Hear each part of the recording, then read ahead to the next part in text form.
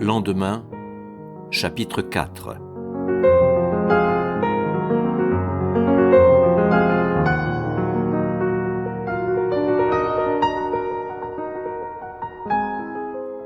Elle demeura là longtemps, comme hypnotisée, à contempler non le présent de Mrs. Cope, mais son propre passé. Gannett, de bonne heure, ce matin-là, était parti pour une longue promenade. Il avait pris l'habitude de vagabonder ainsi dans la montagne avec divers compagnons d'hôtel. Mais, eût-il été à sa portée, Lydia ne serait pas allée le trouver maintenant. Elle avait trop à faire avec elle-même, d'abord. Elle reconnaissait avec surprise à quel point, dans ces derniers mois, elle avait perdu l'habitude de l'examen de conscience. Depuis leur arrivée à l'hôtel Bellosguardo, elle et Gannett s'étaient tacitement évités eux-mêmes, comme ils s'évitaient l'un l'autre. Elle fut rappelée à elle-même par le sifflet du bateau de 3 heures, qui approchait du débarcadère. Le débarcadère était à 2 pas de la grille. 3 heures. Gannett serait bientôt de retour. Il lui avait dit de l'attendre avant 4 heures. Elle se leva brusquement, se détourna de l'hôtel, de cette façade inquisitive. Elle n'avait pas encore le courage de voir Gannett, de rentrer. Elle se glissa dans une des allées couvertes, puis s'engagea dans un sentier qui menait à la montagne. Il faisait nuit quand elle ouvrit la porte de leur salon. Gannett était assis sur le rebord de la fenêtre, fumant une cigarette. La cigarette, maintenant, était sa grande ressource. Il n'avait pas écrit une ligne durant les 2 mois qu'il venait de passer à l'hôtel Bellosguardo. Sous ce rapport, ce n'était décidément pas le milieu rêvé. À son entrée, il se leva. « Où étiez-vous donc ? Je commençais à m'inquiéter. » Elle s'assit sur une chaise, près de la porte. « Dans la montagne, » dit-elle sur un ton de lassitude. « Seul ? » ?»« Oui. » Il jeta sa cigarette. La voix avait sonné de telle sorte qu'il éprouvait le besoin de voir la figure. « Allumons-nous » suggéra-t-il. Comme Lydia ne répondait pas, il souleva le globe de la lampe et mit une allumette contre la mèche. Puis il la regarda. « Qu'y a-t-il ?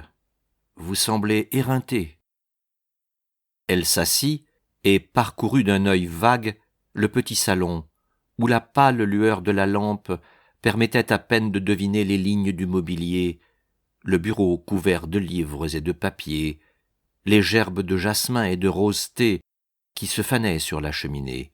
« Comme tout cela est devenu cher et familier, » pensa-t-elle. « Lydia, qu'y a-t-il » répéta Gannett. Elle s'éloigna de lui, tâta les épingles de son chapeau et s'écarta pour poser sur la table chapeau et ombrelle. Tout à coup, elle dit « Cette femme m'a parlé. » Gannett ouvrit de grands yeux. « Cette femme ? Quelle femme ? » « Mrs. Linton, ou plutôt Mrs. Cope. » Il eut un geste d'ennui, mais elle vit clairement qu'il ne saisissait pas toute l'importance de ses paroles. « Diable ! Elle vous a dit ?»« Elle m'a tout dit. » Gannett la regarda anxieusement. « Quelle impudence ! Oh, je suis navré, ma chérie, que vous ayez été exposée à pareille chose. »« Exposée ?» Lydia se mit à rire. Le front de Gannett se rembrunit, et ils détournèrent les yeux l'un de l'autre. « Savez-vous pourquoi elle m'a tout raconté ? Pour la meilleure des raisons. Parce qu'à première vue, elle a deviné que nous étions toutes les deux à fourrer dans le même sac. »« Lydia !» Il était donc tout naturel que, dans son embarras, elle eut recours à moi. « Quel embarras ! Elle a lieu de croire, paraît-il, que la famille de Lord Trevenna cherche à le faire rompre, avant qu'elle ait obtenu son divorce. Alors, elle s'est imaginé qu'il vous avait consulté, hier soir, sur le meilleur moyen de se débarrasser d'elle. » Gannett se leva, furieux. « Eh bien, en quoi toute cette sale affaire vous regarde-t-elle ? Pourquoi cette femme est-elle allée vous trouver ? » ?»« Vous ne le voyez pas ? C'est pourtant bien simple. Je devais vous soutirer le secret de Lord Trevena. »« Pour l'obliger, elle ? » ?»« Oui, ou bien, si je ne voulais pas l'obliger, pour me préserver, moi. »« Pour vous préserver, vous ? Et de qui ? » ?»« D'elle, qui pourrait dire à tout le monde, dans l'hôtel, que nous sommes toutes les deux à fourrer dans le même sac. » »« Elle vous en a menacé ? » ?»« Elle m'a laissé le choix de le dire moi-même, ou le laisser dire par elle. »« La gueuse !» Il y eut un long silence. Lydia s'était assise sur le canapé, hors du cercle de la lampe. Gannett s'appuyait contre la fenêtre. « Quand cela s'est-il passé ? Je veux dire, à quelle heure ?» Elle lui jeta un regard vague. « Je ne sais pas, après le déjeuner, je crois. Oui, je me rappelle, c'était vers 3 heures. » Gannett revint au milieu de la pièce, et, comme il approchait de la lumière, Lydia vit que son front s'était éclairci. « Pourquoi me demandez-vous cela ? » dit-elle.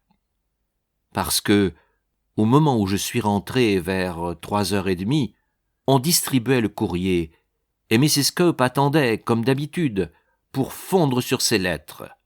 Vous savez qu'elle guette toujours le facteur. Comme elle était tout près de moi, je n'ai pu m'empêcher de voir une grande enveloppe d'aspect officiel qu'on lui remettait. Elle la déchira, jeta un coup d'œil sur le contenu, et fila en coup de vent pour remonter chez elle, tandis que le gérant lui criait qu'elle avait oublié toutes ses autres lettres. Je ne crois pas qu'elle ait un moment repensé à vous après que ce papier fut dans ses mains. Pourquoi ? Parce qu'elle était trop affairée. J'étais à la fenêtre, vous guettant, lorsque le bateau de 5 heures est parti. Et devinez qui j'ai vu monter à bord, avec carmes et bagages, domestiques, femmes de chambre, sacs de voyage et caniches. Mrs. Cope et Trevena. Juste 1h30 pour tout emballer. Et il fallait la voir quand ils sont partis.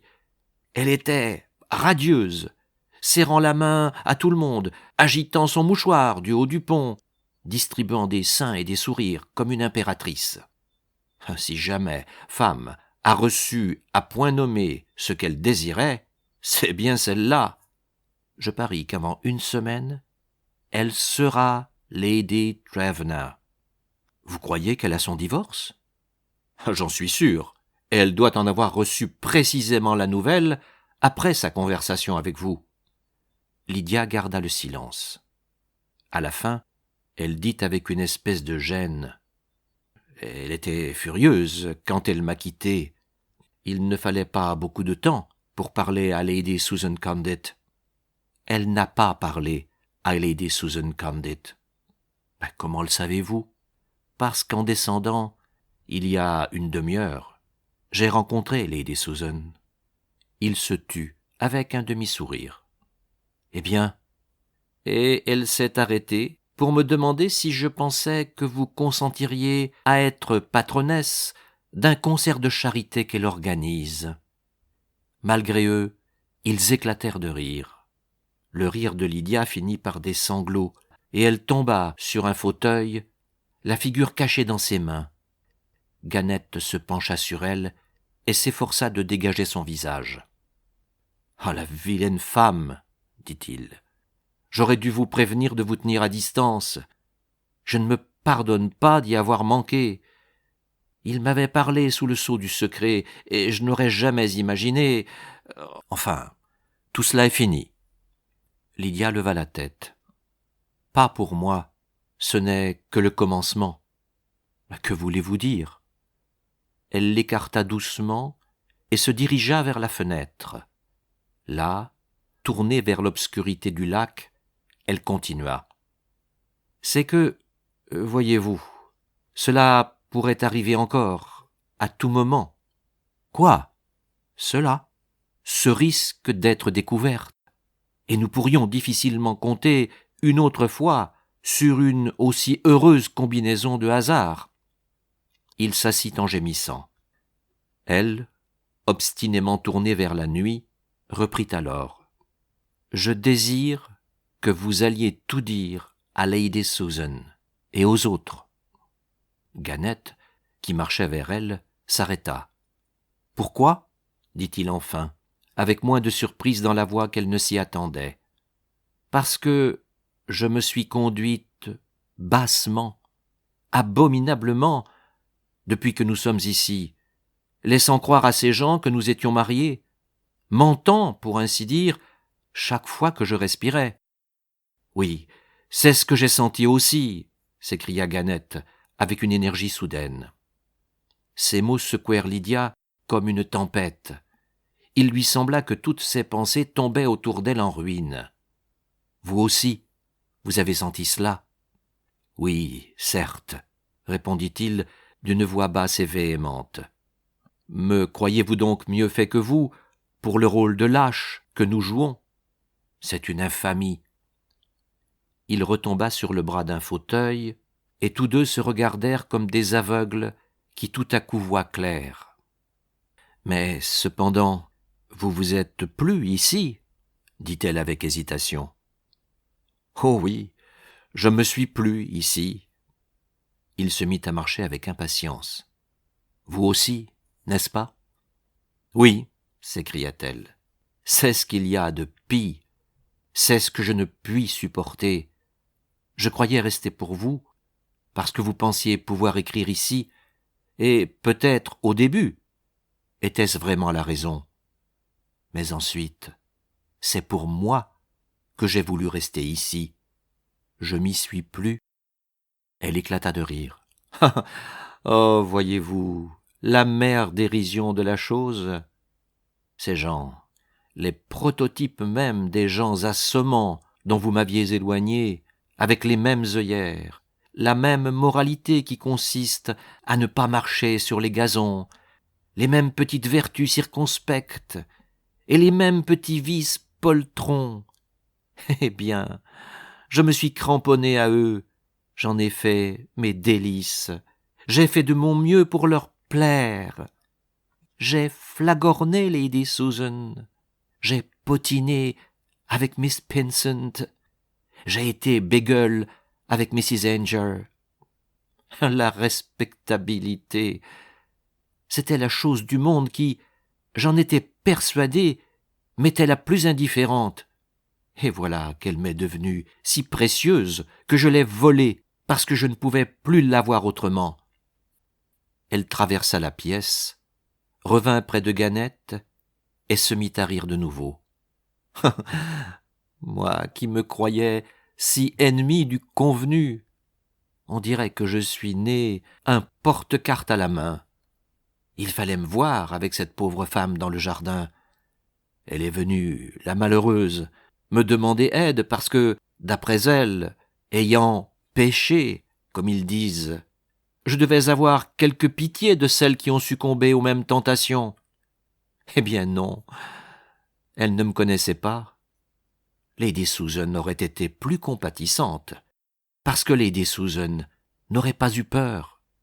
J'ai détesté cette femme. Je n'ai eu qu'une seule idée, ne pas être vu avec elle. Je l'aurais tuée pour avoir deviné mon secret. La seule chose qui m'importait à ce moment, c'était ma position auprès de Lady Susan. Gannett ne disait rien. « Et vous, vous l'avez senti aussi ?» continua-t-elle d'un ton amer. « Vous avez été tout aussi heureux que moi de vous trouver avec ces gens-là. Vous avez laissé le chapelain, vous parlez pendant des heures, religion et morale. Lorsqu'on vous a prié de faire la quête au temple, je vous guettais. Vous aviez envie d'accepter. » Elle vint tout contre lui, appuya la main sur son bras. « Savez-vous que je commence à voir à quoi sert le mariage ? À tenir les gens à l'écart l'un de l'autre. Je me dis quelquefois que deux êtres qui s'aiment ne peuvent être sauvés de la folie que par tout ce qui vient se mettre entre eux. Enfants, devoirs, visites, corvées, relations. Tout ce qui protège l'un contre l'autre, les gens mariés. Nous avons vécu dans une intimité trop étroite. Voilà notre péché.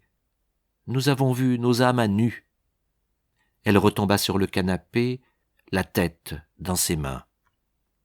Ganette restait debout devant elle, perplexe. Il lui semblait qu'elle était entraînée par quelque implacable courant, tandis qu'il demeurait inutile sur la rive. Enfin, il parla. « Lydia, ne me dites pas que je suis stupide, mais ne voyez-vous pas, vous-même, que cela ne peut continuer ainsi ?»« Oui, je le vois bien, » fit-elle sans lever la tête. Le visage de Ganette s'éclaira. « Alors, nous partirons demain. »« Nous partirons ? Pour aller où ? » ?»« À Paris. Nous marier. » Elle resta longtemps sans répondre. Puis elle dit lentement : « Consentirait-on à nous recevoir ici si nous étions mariés ? » ?»« Nous recevoir ici. Je veux dire, Lady Susan et les autres. »« Nous recevoir ? Ben oui, naturellement. » Pas s'ils savaient, à moins qu'ils ne fissent semblant de ne pas savoir. Il eut un geste d'impatience. « Nous ne reviendrons pas ici, certainement, et les autres n'ont pas besoin de savoir. Personne n'a besoin de savoir. » Elle soupira. « Alors, ce n'est qu'une autre forme de tromperie, et plus méprisable encore. Est-ce que vous ne le voyez pas ? Je vois que nous ne devons pas de compte à Lady Susan ni à ses pareils. Alors, pourquoi avez-vous bonté de ce que nous faisons ici ? Parce que j'en ai assez de faire comme si vous étiez ma femme quand vous ne l'êtes pas, quand vous ne voulez pas l'être. » Elle le regarda tristement. « Si j'étais votre femme, il vous faudrait continuer. Il vous faudrait faire comme si je n'avais jamais été autre chose, et nos amis seraient forcés de faire comme s'ils vous croyaient. » Ganette arracha le gland du canapé et le jeta violemment par terre. « Vous êtes impossible, » gémit-il. « Ce n'est pas moi, c'est de vivre ensemble qui est impossible pour nous. Je veux seulement vous montrer que le mariage n'y ferait rien. » « Qu'est-ce qui pourrait y faire quelque chose alors ?» Elle releva la tête. « Que je vous quitte. »« Que vous me quittiez ?» Il restait là, sur le canapé, immobile, regardant le gland qui gisait à l'autre bout de la pièce. Enfin, poussé par quelque instinct de lui rendre la douleur qu'elle lui infligeait, il dit lentement : « Et où iriez-vous si vous me quittiez ? » « Oh !» s'écria-t-elle. Aussitôt, il fut à son côté. « Lydia, Lydia, vous savez bien que ce n'est pas là ce que je voulais dire. Mais vous m'avez mis hors de moi. Je ne sais plus ce que je dis. Ne pouvez-vous donc cesser de vous torturer ainsi vous-même ? C'est nous détruire tous les deux. C'est pourquoi il faut que je vous quitte. Comme vous dites cela facilement. » Il abaissa les mains de Lydia et la contraignit de le regarder en face. « Vous êtes très scrupuleuse pour vous et pour les autres. Mais avez-vous pensé à moi ? Vous n'avez pas le droit de me quitter, à moins que vous n'ayez cessé de m'aimer. C'est parce que je vous aime. Alors j'ai le droit d'être écouté. Si vous m'aimez, vous ne pouvez pas me quitter. » Les yeux de Lydia le défièrent. « Pourquoi pas ?» Il lâcha ses mains et se leva. « Vous le pourriez ?» dit-il tristement. Il était tard. La lueur de la lampe vacilla et s'éteignit. Lydia se mit debout avec un frisson et se dirigea vers sa chambre.